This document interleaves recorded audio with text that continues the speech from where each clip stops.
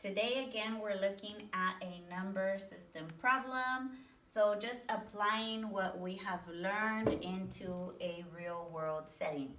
I know Charlene has 4 negative 0.5 cards.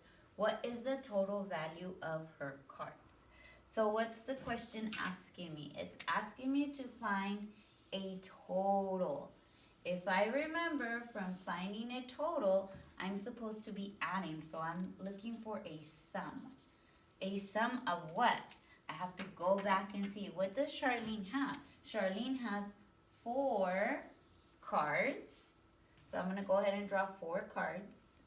1, 2, 3, 4. I like to draw diagrams because then I can visually see it, and it also helps my thinking process. So those 4 cards, each one of them has a value of negative 0.5. So I'm going to do negative 0.5, negative 0.5, negative 0.5, and negative 0.5. So if I want the total, I need to find the sum. So that means that I'm taking these 4 cards and I'm adding them together. So I tend to take decimals and turn them into money. Since they're all the same signs, I remember my rules of integers. Same sign, sum. And if they're all the same, then I keep the sign. So I think of it as I lost 50 cents, I lost 50 cents, I lost 50 cents, and I lost 50 cents.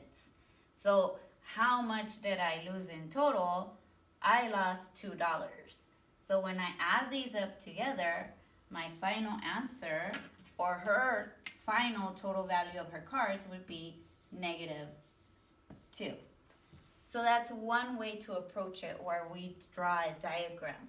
Now, if your thinking level is, you know what, I don't want to draw a diagram, I get this, she's got 4 of the negative 0.5 cards, I know a shortcut, I'm just going to multiply.